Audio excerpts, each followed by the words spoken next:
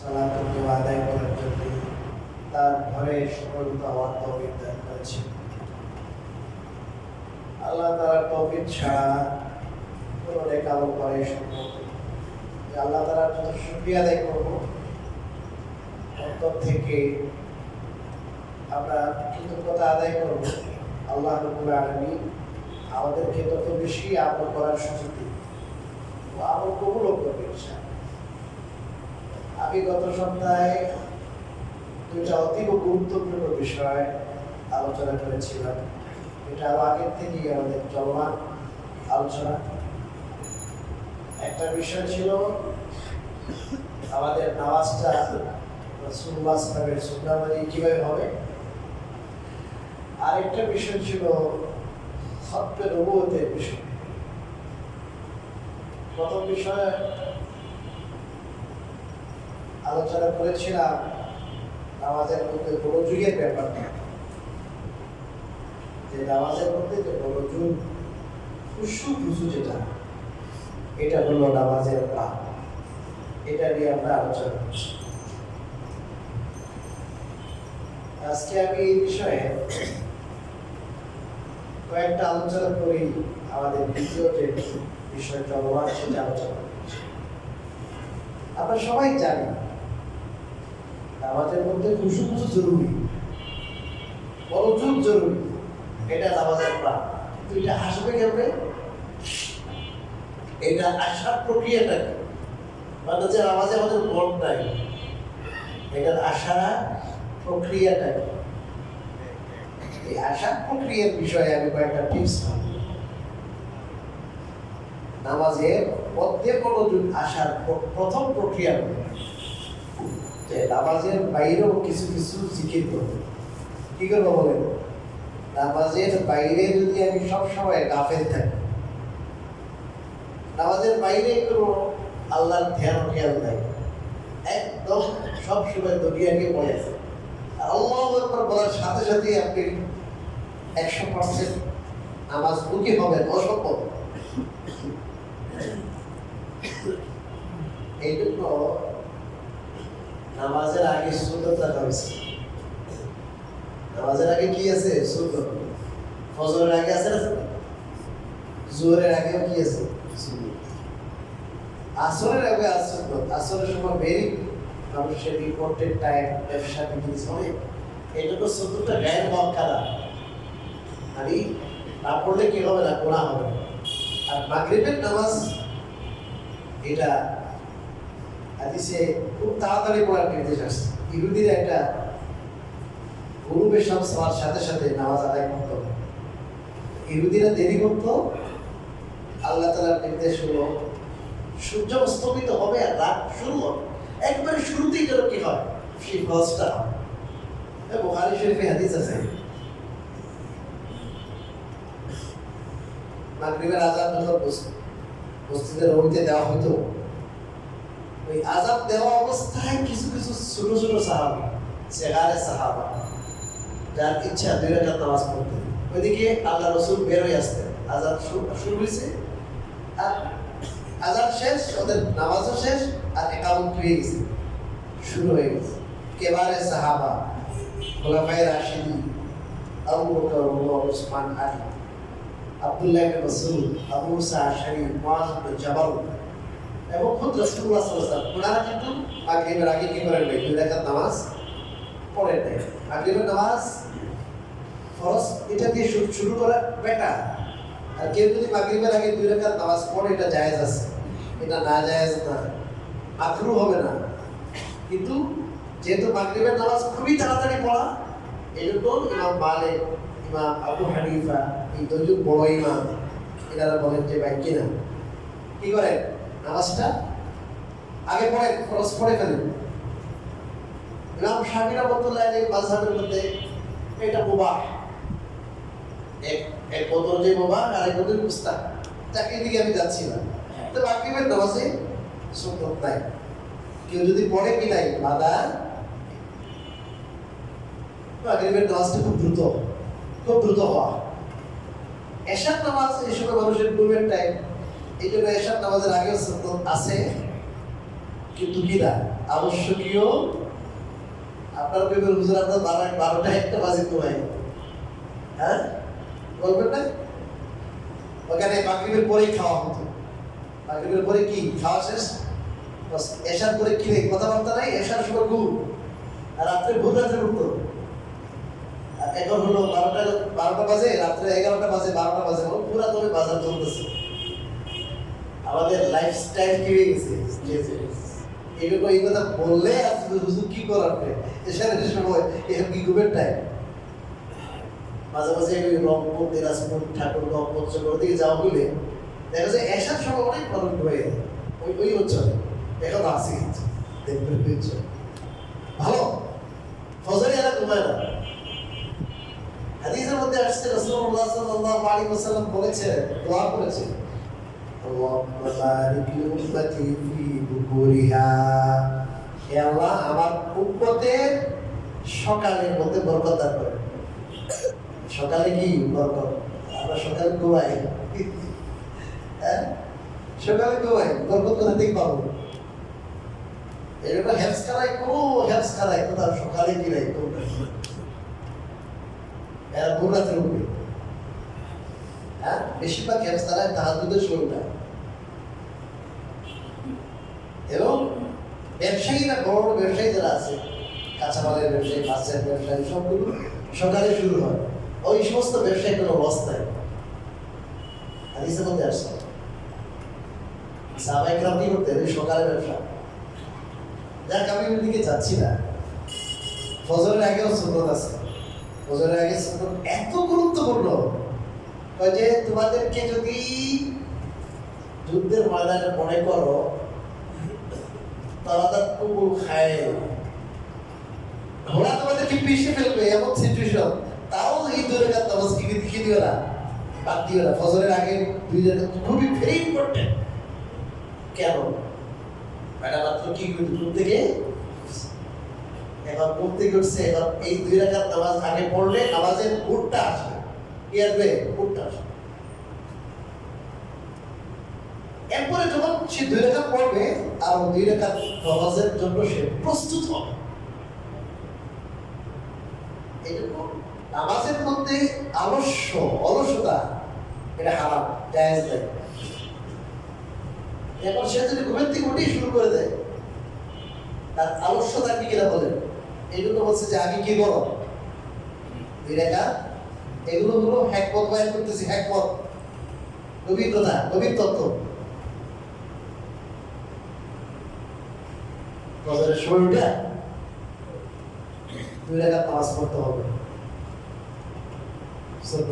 সুন্নতে মুআক্কাদা, বেশিরভাগ সময় কুল ইয়া আইয়ুহাল কাফিরুন প্রথম রাকাতে, দ্বিতীয় রাকাতে কুল হুয়াল্লাহু আহাদ, এই 2টা পড়তেন আল্লাহ সাল্লাল্লাহু আলাইহি ওয়াসাল্লাম ফজরের সুন্নতে। খুব বড় হতো না, ছোট শর্টকাট। এরপরে লম্বা নামাজ। এশার পরে কি নাই, গল্প গুজব নাই, তাড়াতাড়ি ঘুমাও, ঘুমটা পূর্ণ হবে। তাহলে ফজরের নামাজটা 7বার হবে, 4বার হবে। ক্যামেরার ঘুম কি হয়ে গেছে, পুরো হয়ে গেছে।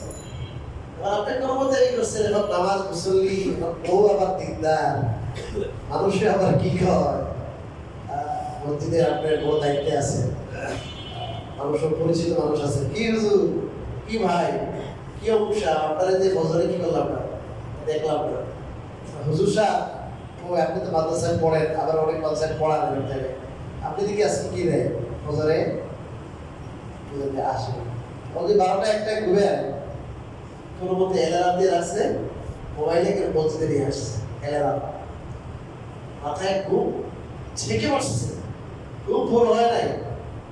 ইমাম সাহেব যখন লম্বা কেরাম করতেছে, প্রথম কাতারে মুসল্লিরা বেচারারা 5 ঘন্টা 6 ঘন্টা ঘুমাই আসছে, এত মজা লাগে। হুজুর আরেকটু পড়লে কি হতো, ভালো হতো।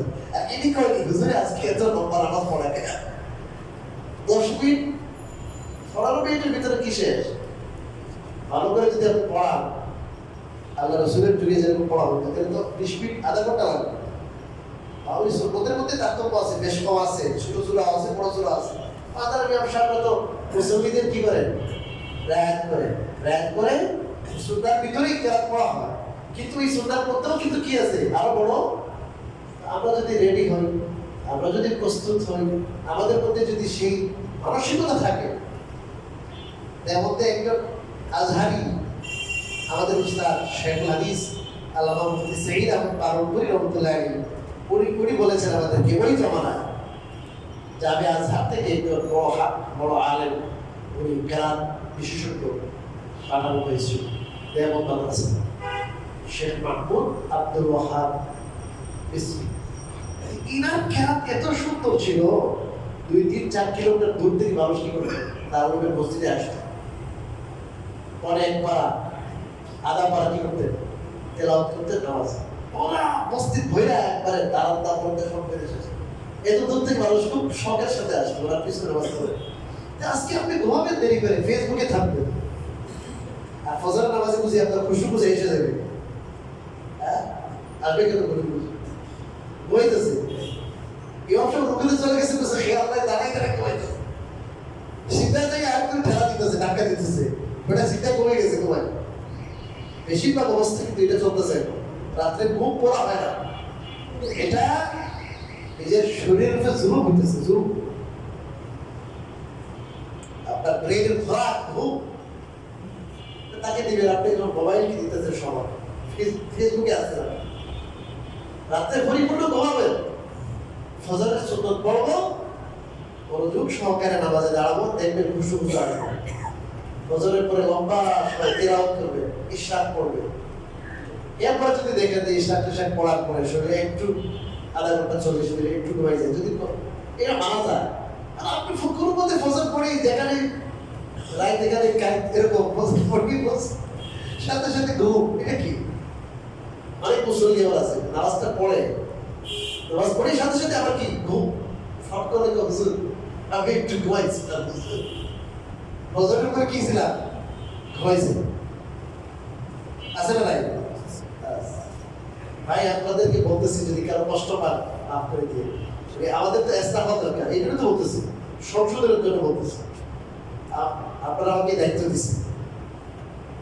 এখন আমি বললাম যে খুশু খুশি আসবে কেন, এখন আপনি যদি রাতের ঘুমটা পুরো না হয় খুশু খুশি আসবে না, আবার রুজুক আসবে না।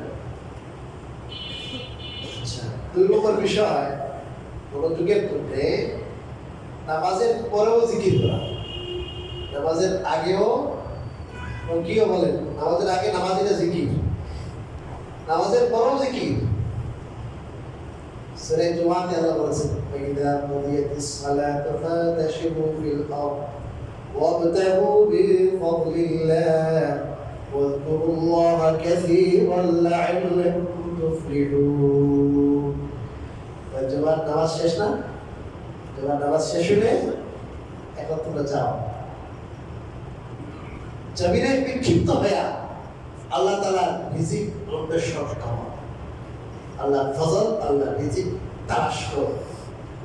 মসজিদে সবসময় বসে থাকার জন্য আল্লাহ তো বলেন নাই, বেশি ভাই জুমার আজান হয়েছে ব্যবসা বাদ দাও, মসজিদে দৌড়াও, মসজিদে তুমি নামাজ আদায় করো, নামাজ আদায় শেষ যাও করো তোমার ব্যবসায়।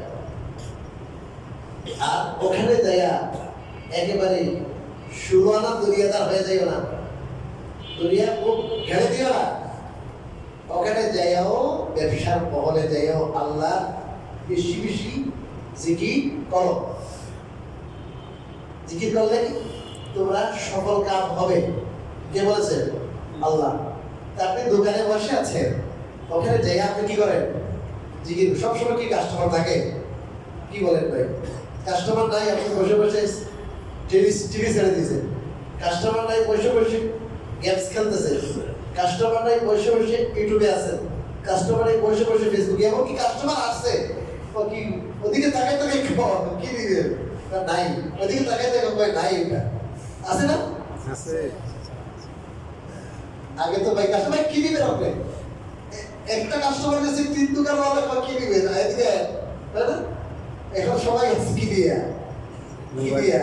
মোবাইল। আল্লাহ কি বলেছে? নামাজ পড়ে যায়, ঘুমাইতে বলছে, নামাজ পড়ে যাও, ব্যবসা করো, রিজিক অন্বেষণ করো, রুজি রোজগার করো, খুব ভালো কথা।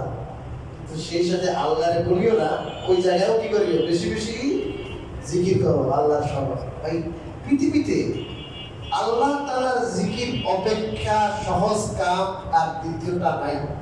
বলা দেখো, পৃথিবীতে আল্লাহর জিকির অপেক্ষা সহজ কাম আর কি নাই, কোনটা নাই।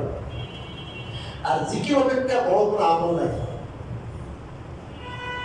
অনেক ক্ষেত্রে হাদিসের মধ্যে আসছে, আপনার জিহাদে আপনি শত্রুকে কাঁপতেছেন, শত্রু আপনাকে কাঁপতেছে, অনেক ক্ষেত্র বিশেষে আপনার ওইটা থেকে উত্তর হলো কি করা, আল্লাহ তাআলার জিকির করা। মাজাইল আমাদের রিওয়ায়াত আছে, দেখবেন সহিহ রিওয়ায়াত।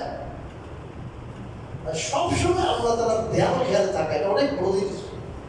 কোন মানুষ যদি সবসময় আল্লাহ তাআলার ধ্যান খেয়াল থাকতে পারে, তার জবানে যদি জিকির থাকে, আরে ভাই জবানে জিকির থাকলে এটা আস্তে আস্তে কোথায় বসবে, অন্তরে বসবে। কেউ যদি বলে আল্লাহ আল্লাহ আল্লাহ আল্লাহ আল্লাহ আল্লাহ আল্লাহ 4000 5000 বা 10000 বার আল্লাহ বলে, তার দিলে একবার কি আসবে না? কতগুলো জাহেল আছে ভাই, আল্লাহ আল্লাহকে জিকির করা এগুলো হলো বেদাত। এটা অন্যদের বলবো, আল্লাহ আল্লাহ জিকির করা বেদাত করা, বেদাত না। তো আপনি যত বেশি আল্লাহর জিকির করবেন, এর ভাই নামাজ তো আল্লাহর জিকিরের করবে। সালাতা তানহা আনিল ফাহশাই ওয়াল মুনকার। নামাজের বড় ফায়দা আল্লাহ বলেছেন যে এটা গর্হিত কাজ থেকে, অশ্লীল কাজ থেকে বারণ করে। কিন্তু আরো বড় ফায়দা আছে, ওয়ালা যিকরুল্লাহি আকবার। আর আল্লাহর জিকির আরো বড়। নামাজের দ্বারা কি হয়, সবচেয়ে বড় মাকসাদ আল্লাহ তাআলার স্মরণ, আল্লাহর ধ্যান ও খেয়াল পয়দা হয়। যে বারবার হাজিরা দিতে দিতে, বারবার যখন কোর্টে আপনি কি দেন, হাজিরা দেন, এটার কথা মাথায় রাখবেন। কি রে ভাই, আমি তো বারান্দায় কোর্টের মাধ্যমে হাজিরা দিতে দিতে অবস্থা কাহি, তাই অপরাধ করতে কি পারবো, ভয় পাইবো। কোর্টে 5 বার আল্লাহ কোর্টে কি দিতেছে, আল্লাহ আদালতে হাজিরা দিতেছে 5 বার, আলাদা করতেছে, আল্লাহর সাথে কথা বলতেছে, আল্লাহ তাআলার সাথে সারেন্ডার হতেছে। নামাজের বাইরেও, নামাজের ভিতরে যে অবস্থা, আল্লাহ তাআলার ধ্যান ও খেয়াল, ওইটা নামাজের বাইরেও রাখা। নামাজের বাইরেও আল্লাহ তাআলার জিকির করা। কি জিকির করবে? দোকানে বসে আছে, সুবহানাল্লাহ আলহামদুলিল্লাহ ওয়া লা ইলাহা ইল্লাল্লাহ ওয়াল্লাহু আকবার। কঠিন কাজ। সুবহানাল্লাহি ওয়া বিহামদিহি সুবহানাল্লাহিল আযীম। ফেরেশতাদেরকে আল্লাহ তাআলা এই সুবহানাল্লাহি ওয়া বিহামদিহি এই তাসবিহ দ্বারা রিজিক দান করেন। সুবহানাল্লাহি ওয়া বিহামদিহি সবসময় পড়বেন, আল্লাহ তাআলা অপ্রত্যাশিতভাবে আল্লাহ গায়েব থেকে কি দিবে, রুজি রিজিক দিবে। হুজুর আমল দেন, আমল দেন। আপনি জিকির করেন, আপনি জিকির করেন, জবানে তাসবিহ তাসবিহ। হুজুর জবানে তাসবিহ থাকবে কেমন? আপনি তাসবিহটা রাখেন, ওই তাসবিহ দেখলে মনে হবে যে জিকির করতে। আর তাহলে চোখের দিকে দৌড়ায়, মনের দিকে দৌড়ায়, মনকে সামাল দেওয়া যায় না। তো ওই তাসবিহ দেখলে আমার মনে হবে। ভাই নামাজের বাইরেও কি করা বলেন, আল্লাহ তাআলা কি করা, জিকির করা। আল্লাহ তাআলার জিকির যখন নামাজের বাইরেও করবো, সকাল সন্ধ্যার জিকির আছে। সকাল সন্ধ্যা আপনার একটা কিতাব আমি আগে বলেছিলাম, হিসনে হাসি, একটা কিতাবের নাম হিসনে হাসি। মুহাদ্দিস ইমাম জাযালি, হাফিজে হাদিস, অনেক বড় মুহাদ্দিস। এই জামানাটা অনেক আগে।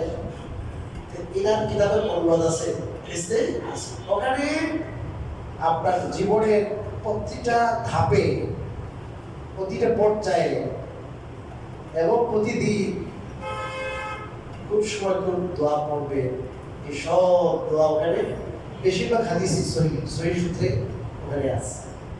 তো ওটা আপনারা রাখবেন, কোন সময় কোন দোয়া শিখবেন, এক দোয়া আপনারা পড়বেন। এটার দ্বারা আমরা আল্লাহ তাআলার জিকিরে অভ্যস্ত হওয়ার একটা পাবো, গাইডলাইন পাবো। ওখান থেকে আল্লাহ তাআলার জিকিরে অভ্যস্ত হওয়া। আপনি মনে করেন কচু খেতে যাবেন, 10 মিনিট 5 মিনিট লাগবে, আপনার পাটা, আপনি গাড়ি চালাইতেছেন, সাইকেল চালাইতেছেন, পাটা কাজে লাগতেছে, হাত কাজে লাগতেছে, মুখটা অপশন আছে।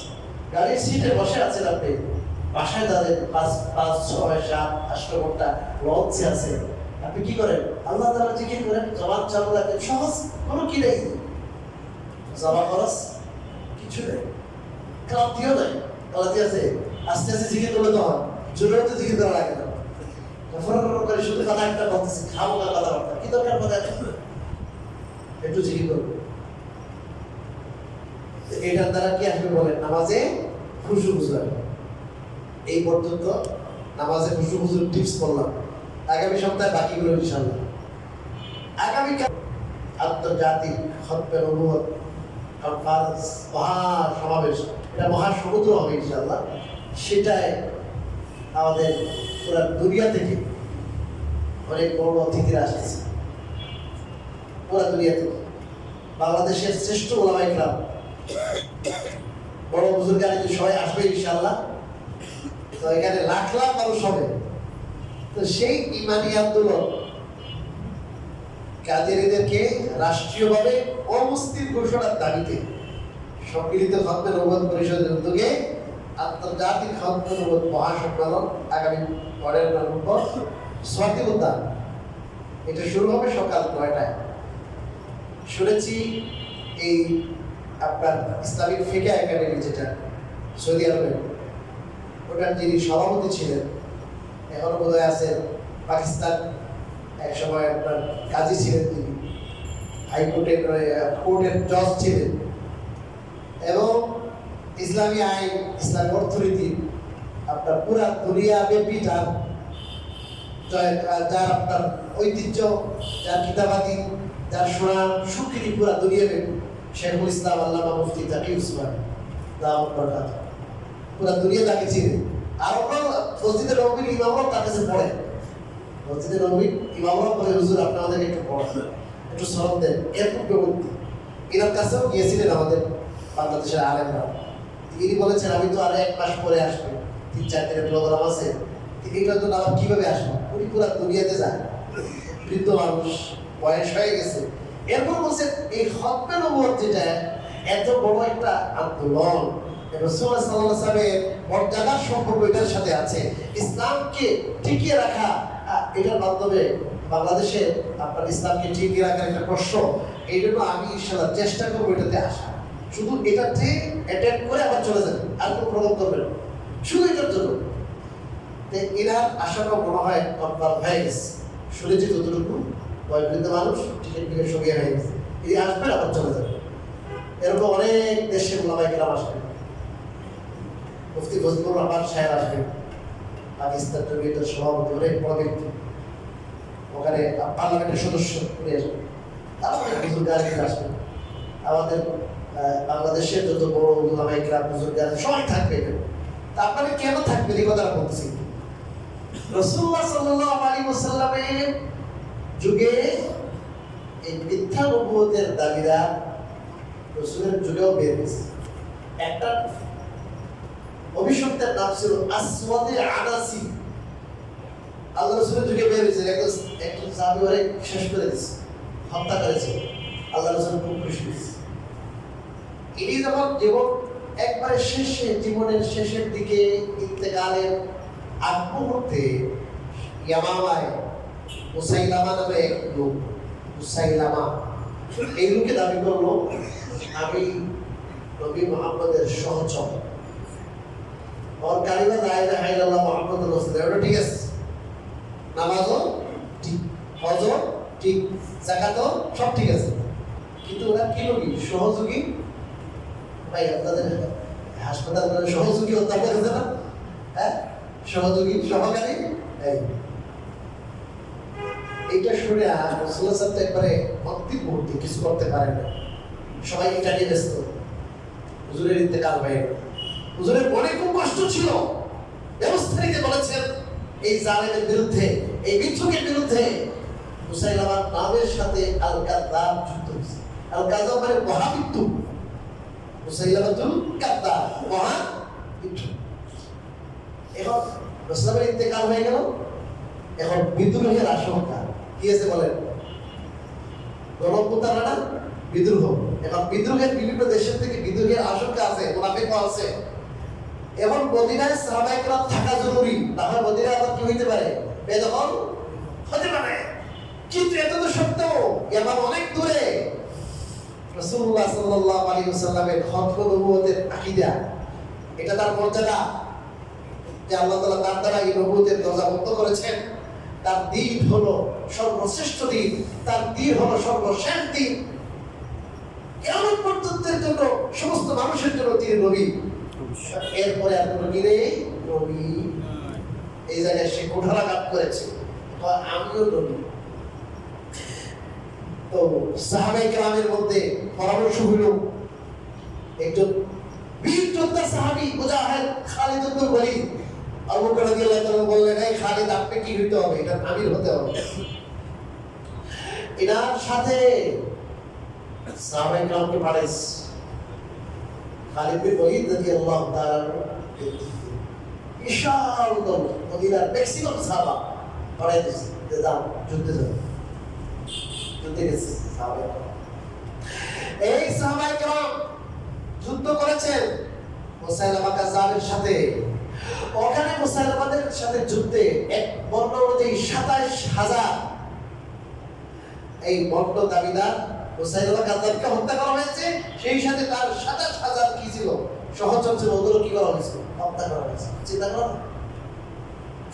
আর সাহাবায়ে কেরামের মধ্যে ৭০০ কোরআনের হাফেজ সাহাবী, ৭০০ কোরআনের হাফেজ সাহাবী সহ ১২ জন আল্লাহ রাসূলের সাহাবী শাহাদাত বরণ করেছেন। এই মুসাইলামাতুল কাযযাব মিথ্যা নবুয়তের দাবিদার, এটাকে থামানোর জন্য, এই ফিতনাকে খতম করার জন্য সাহাবায়ে কেরাম কি দিয়েছেন, কথা বলে না কেন, রক্ত দিয়েছেন। রক্ত ঘাম নয়, রক্ত ঢেলে দিয়েছে। কোন সময়, যে সময় মদিনায় আক্রমণের কি আছে, শুভ সম্ভাবনা আছে, তাই না, আগে ওটা খতম করো। আবু বকর রাদিয়াল্লাহু তাআলা বাকি যারা আসছে ধরে নিয়ে আসছে জীবিত। আবু হানিফ পুত্রে সাদা সিধা মানুষ, এবারে বুঝেছে মুসাইলামা যে আমি নবী, মুহাম্মদকে আমি মানি, উনি আমারও নবী, বাট ওনার সহযোগী মাত্র নয়, এটা বলেছে। বুঝলেন, এটা বলে ফেলে ওদের বিশ্বাস করাইছে। এই সবগুলোরে যুদ্ধে পরাজিত হওয়ার পর বাদী বানানো হয়েছে নারীদেরকে, আর পুরুষদেরকে গোলাম বানানো হয়েছে। কথা বুঝছে? যদি এরা মুসলমান হইতো, মুসলমান যদি যুদ্ধ হয় বিদ্রোহীদের সাথে যুদ্ধে, তখন ক্ষমা করে দেওয়া হয়, হত্যা হয়, পাড়ার সব কিছু, কিন্তু গোলামবান্দি হয় না, গোলামবান্দি হয় কাফের। কথা বুঝিয়ে আবু বকর রাদিয়াল্লাহু তাআলা তার নির্দেশে এই সব গোলামবান্দিকে সাহাবাদের মধ্যে বন্টন করে দেওয়া হয়েছিল। বোঝা গেল মুসাইলামা কাযযাব এবং তার সহচর, তাকে যারা নবী হিসেবে স্বীকৃতি দিয়েছে, এরা কাফের না মুসলমান? ইমাম আবু হানিফার যুগে এক ব্যক্তি দাবি করেছিল আমিও নবী।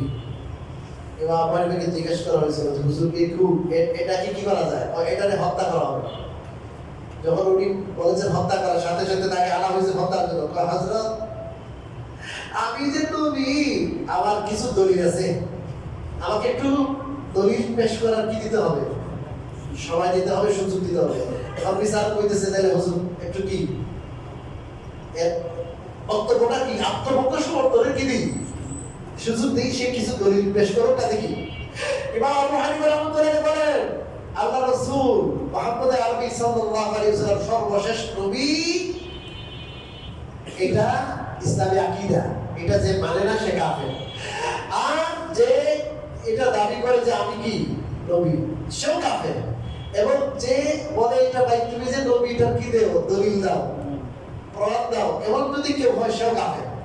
তাহলে এখন যে তুমি তাকে জিজ্ঞেস করবা কাজী হয়ে যে ভাই তুমি কি দেও, তোমার দলিল তুমিও বিয়ে দিলা, কারণ বোঝা গেল তোমার মধ্যে কিছু কি আছে, সন্দেহ আছে। কথা বলে সন্দেহ আছে, তাহলে দলিল তরফকারীও কি কাফের।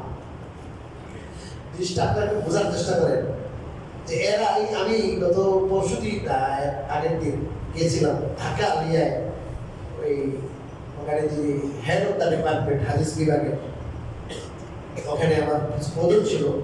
ঢাকা আলিয়ায় অনেক প্রাচীন কিছু কিতাব আছে, আরো কিছু বন্ধু ছিল, তো ওখানে ওনার সাথে আমার বৈঠক ছিল। ওখানে গেছিলাম আমি জীবনে ফার্স্ট। তো দেখলাম বসি বাজার ওদের কি ওদের বস্তি বলে, বস্তি নয়, এটা গির্জা। গির্জা কাদিয়ানীদের উপাসনাকে বস্তি বলা হারাম, এটা গির্জা।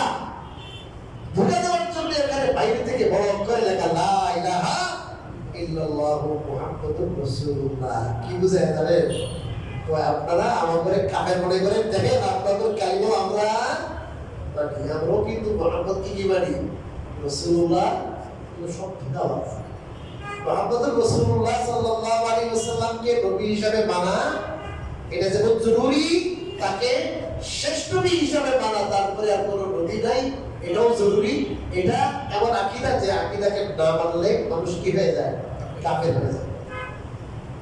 বললাম না মুসাইলামা কাযযাব, সে কিন্তু কি মানতো, ইসলামকে নবী মানতো। সে শুধু কি দাবি করেছে, সহজ।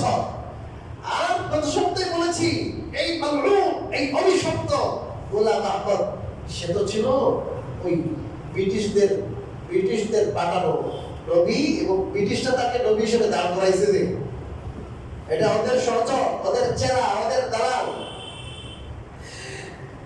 দিল্লিতে ৮০,০০০ মাদ্রাসা ছিল, সব ধ্বংস করেছে দিল্লিতে।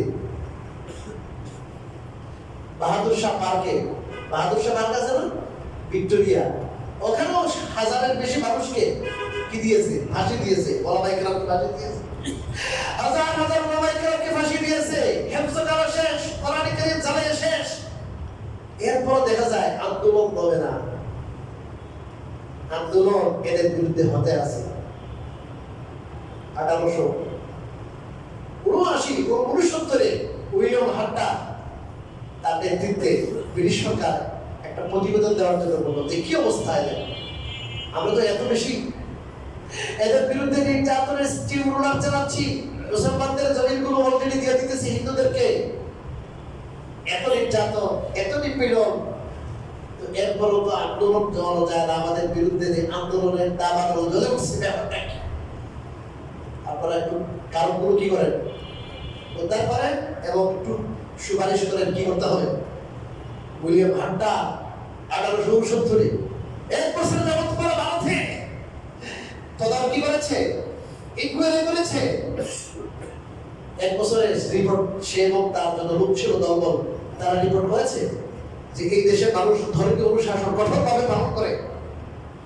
এদের ধর্মের মধ্যে আছে বিজাতির শাসন মানতে নাই, এদের ধর্মে আছে বিজাতি শাসন করলে বিজাতি চেপে বসলে জিহাদ করা ফরজ। এই জন্য তাদের মনোভাব হলো জেহাদি মনোভাব। কিন্তু কি মনোভাব? জেহাদি মনোভাব। ধর্মীয় অনুশাসন এটাতে কঠোরতা। তারা সুপারিশ করলো ওদের মধ্যে, মুসলমানদের মধ্যে ধর্মীয় ফেতনা দাঙ্গা হাঙ্গামা কি করতে হবে, সৃষ্টি করতে হবে। আর মুসলমানদের বিরুদ্ধে হিন্দুদেরকে লিখিয়ে দিতে হবে, জমিদারি ওদের দিতে হবে, মুসলমানদের জমিদারি নবাবকে খতম করে দিতে হবে। বর্তমানে যেমন ইসলাম গতকালকের আগের দিনের আমাদের পত্রিকা দেখবেন প্রথম পাতায় একবারে বিশাল, সারা দেশে 1000-এর বেশি তারা কি করেছে, তারা কমিটি করেছে মুসলমানদের বিরুদ্ধে, ইসলামকে খতম করার জন্য, হিন্দুত্ববাদকে প্রতিষ্ঠিত করার জন্য, এবং প্রতিটা স্বৈরাচার যারা ছিল এরা ওই দেশ থেকে এখানে কি করতেছে, ইন্ধন দিতেছে, ওদের সাথে যোগাযোগ করে যুগ সাজসে এই দেশে আরেকটা গণঅভ্যুত্থান তারা, পাল্টা গণঅভ্যুত্থানের তারা পায়তারা করতেছে ইসলামীরা। আপনাদেরকে সতর্ক থাকতে হবে। আমার দেশ পত্রিকার গতকালকের আগের দিনে এই বিশাল প্রতিবেদন দেখবেন আপনারা, এত বিশাল প্রতিবেদন লেগেছে, পুরা দেশের হাল হাকিকত, পুরা দেশের উদ্ধার করেছে, আমাদের ধরে আছে। ওই সময় কি করেছিল, হিন্দুদেরকে মুসলমানদের উপরে লেলাই দাও, এই কাজ করেছে না, এবং বলেছে একদম ওই জিহাদি জজবা খতম করতে হবে। এই গত সপ্তাহে বলেছিলাম, এই জন্য তারা বলছিল যে একদম নবী যদি আবিষ্কার করা যায়, এই নবী এসে যখন বলবে যে এই ব্রিটিশ এটা আমাদের জন্য রহমত, ব্রিটিশের বিরুদ্ধে কোনো বিজ্ঞানা যাবে না, আন্দোলন। এই সিপাহী বিপ্লব হয়েছিল, আপনারা যারা ইতিহাস পড়েন জানেন, সিপাহী বিপ্লব। এই সিপাহী বিপ্লবে ঘোড়া দিয়ে সহযোগিতা করেছিল এই কাদিয়ানীর বাবা। এই কাদিয়ানীর পুরা ফ্যামিলিটা হলো আপনার পুরা বিশ্বাসঘাতক, এবং এরা যুদ্ধ করা কি বলে যুদ্ধ করানি, এবং এরা সহযোগ ছিল আগের থেকে, ব্রিটিশদের দালালি করতো, সহযোগিতা করতো, এদের লুট খেত। এই জন্য তারা চিন্তা করলো এই যে আমাদের অনুগত পরিবার, দালাল পরিবার, এদের থেকে যদি একজন দালাল বানাই দেওয়া হয়, টাকা পয়সা দিয়ে নবী হিসাবে তাকে দাঁড় করিয়ে দেওয়া হয়, সেই শিকার করবে, একটা ঘোষণা দিয়ে দিবে যে ভাই আমি নবী আর জিহাদের হুকুম রহিত হয়ে গেছে। সে বারবার বলেছে, কাদিয়ানী বারবার বলেছে এদের বিরুদ্ধে, ইংরেজদের বিরুদ্ধে জিহাদ করা কি হারাম। যাই হোক, আপনাদেরকে বুঝতে হবে আমরা সবাই মুক্তিযুদ্ধের পক্ষে সত্যি, কিন্তু এই দেশ অখণ্ড ভারত, এই ভারতের মুক্তিযুদ্ধ কাদিয়ানী চায় নাই। কাদিয়ানীর ফুল ফ্যামিলি মুক্তিযুদ্ধের বিরোধী ছিল। এরা এই সমস্ত ইংরেজ বেরিয়া, ব্রিটিশ বেরিয়া, এদের পক্ষে কাজ করেছে এবং এদের পয়সায় সে কথা বলেছে, এদের পয়সার কারণে সে আপনার নবুয়তের দাবি করেছে। আল্লাহ তাকে কি করেন? পাঠায়। এই দাজ্জাল রাসূল সাল্লাল্লাহু আলাইহি ওয়াসাল্লাম বলেছেন 30টা দাজ্জাল আবির্ভাব হবে। এই 30টা দাজ্জাল রাসূল বলেছেন, এটাকে দাজ্জাল বলেছেন, এটা একটা দাজ্জাল। এই দাজ্জালের ফিতনা আমাদের দেশে আগুনের মতো। পঞ্চগড়ে আছে, ঠাকুরগাঁওয়ে আছে, বিভিন্ন জায়গায় আছে। মুসলমানদেরকে তারা বিভ্রান্ত করছে। প্রাণ আরএফএল মিশন, তাদের কোম্পানি প্রাণ আরএফএল মিশন, আর অনেক নামে তারা কি করতেছে? ব্যবসা করতেছে, বুঝলেন? এই জন্য ভাই আগামীকালকে এই ইমানি আন্দোলন, ওটা কোনো দলীয় আন্দোলন নয়, এই ইমানি আন্দোলনে আমরা সবাই শরীক হব। সাহাবায়ে কেরাম রক্ত দিয়েছেন পাকিস্তানে, আমাদের ওলামায়ে কেরাম, আমাদের তৌহিদ প্রিয় জনতা রাসূলুল্লাহ সাল্লাল্লাহু আলাইহি ওয়াসাল্লামের ভালোবাসায় তারা 10,000 মানুষ রক্ত ঢেলে দেওয়ার পরে পাকিস্তান সরকার রাষ্ট্রীয়ভাবে কাদিয়ানীকে অমুসলিম ঘোষণা করেছে। আর আমাদের দেশে বারবার আন্দোলন হয়েছে, সরকার আশ্বাস দিয়েছে, কিন্তু সরকার এই কথা বলে যে হুজুর আপনারা আন্দোলন করতেছেন আর মক্কা মুকাররমা রাবেতা আরব ইসলামী, রাবেতাতুল আরব ইসলামী এরাও তিনি বলেছেন যে কাদিয়ানী কাফের। বিশ্বের ম্যাক্সিমাম মুসলমান দেশ কাদিয়ানীকে কাফের হিসাবে রাষ্ট্রীয়ভাবে স্বীকৃতি দেওয়ার পর বাংলাদেশ বিশ্বের দ্বিতীয় বৃহত্তম মুসলমান দেশ। এই দেশ আজও কেন এই কাদিয়ানীদেরকে সংখ্যালঘু হিসেবে স্বীকৃতি দেয় না? কাফের অমুসলিম কেন ঘোষণা করছে না? রাসূলুল্লাহ সাল্লাল্লাহু আলাইহি ওয়াসাল্লামের পবিত্র ভূমিতে রাসূল সাল্লাল্লাহু আলাইহি ওয়াসাল্লামের অস্বীকারকারী, তার ইজ্জত এবং তার সম্মানে আক্রমণকারী এই কাদিয়ানীরা মুসলমানদের পাসপোর্ট দিয়ে করে যাচ্ছে। আচ্ছা, আপনি রাষ্ট্রীয়ভাবে যদি কাফের ঘোষণা না করেন, তারা যাবে ওখানে। এই জন্য আমার ভাইয়েরা, আমি তো আপনাদেরকে সময়ের অভাবে বুঝাইতে পারছি না, এটা অত্যন্ত জরুরি আন্দোলন। খতমের উম্মতের আকীদা সংরক্ষণ করা এটা বেশি জরুরি। এটা না হলে ধর্ম ঠিক থাকবে না। কারণ এই ধর্মের পরে যদি কি হয়, আরেক ধর্ম থাকে, ইসলাম ধর্ম কেমনে থাকবে? এটা ধর্মের প্রেরক। মনে করেন একটা ঘের, বড় ঘের, খামার, ওই খামারে কি আছে? বাঁধ আছে, বাঁধ। এই বাঁধটা যদি কি একটু খুলে দেওয়া হয়, সব মাছ চলে যাবে। ওখানে বাইরে থেকে কিছু ঢুকবে, এখান থেকে কিছু চলে যাবে। এরকম ইসলামের যে বাঁধ আছে, এই বাঁধের একটা বাঁধ হলো খতমের উম্মত। এই খতমের উম্মত, এটা বাঁধটা যদি ওপেন করে দেওয়া হয়, ইসলাম আর ইসলাম থাকবে না। কারণ এরপরে তো কি থেকে গেল? আরেকটা দিন থেকে গেল। এই জন্য ভাই এই দিন ইসলামকে হেফাজতের স্বার্থে আপনাদেরকে উদাহরণ আহ্বান জানাচ্ছি। আপনাদের কাফরুল থানা ইমাম পরিষদের পক্ষ থেকেও এবং এই বাংলাদেশে খতমের উম্মতের যে আন্দোলন যারা করছেন তাদের সাথে আলহামদুলিল্লাহ আমিও আছি, এবং সিলেট বিভাগীয় যে আমাদের খতমের উম্মতের আমির, উনি আমার শ্বশুরিও ফ্লাইটে নামবেন 3:30 4টায় আসতেছে। তো আমাদের সারা দেশের থেকে ওলামায়ে কেরাম হুজুর গাড়িতে আসবেন। আপনারা এখান থেকে যদি যেতে না পারেন, এটা আমাদের জন্য চরম দুর্ভাগ্যের হবে, চরম দুর্ভাগ্যের হবে। আপনারা ইনশাআল্লাহ ইমাম আছেন, আপনারা এখানে যেভাবে তরতিব হয় একসাথে, এই পরিষদের সাথে ইমাম ওলামা পরিষদ, একটা শক্তিশালী পরিষদ আছে কাফুর, আপনারা একসাথে মিছিল দিয়ে ইনশাআল্লাহ শাহবাগের পাশেই সরদি উদ্যানের 9টায় যাবেন তো ইনশাআল্লাহ। এটা আপনারা জানাই দিবেন। আর কালকের এই আন্দোলন আমরা আশা করি আমরা যদি এরকম বড় জোয়ার দেখাতে পারি, সরকারকে এই জনস্রোত দেখাতে পারি, সরকার আমাদের দাবি মানতে বাধ্য হবে ইনশাআল্লাহ। এই আন্দোলনকে খতম করার জন্য এটার বিরুদ্ধে অনেক অপতৎপরতা চলতেছে। আমাদের দেওবন্দের আল্লামা আবুল কাসিম নোমানী প্রিন্সিপাল, ওনাকে সহ আরো বিভিন্ন জায়গা থেকে অনেক তদবির করা হয়েছে, ওনারা যারা আসতে অ্যাটেন্ড করতে না পারেন। পয়সাতে ওদের পয়সা আছে, বুঝলেন তো? তা আমাদের পয়সা আছে, আমাদের ইমানি কি আছে? শক্তি আছে। আমাদের ইমানি শক্তির সামনে আমাদের পয়সা বেশি যাবে ইনশাআল্লাহ। ঠিক আছে তো ইনশাআল্লাহ?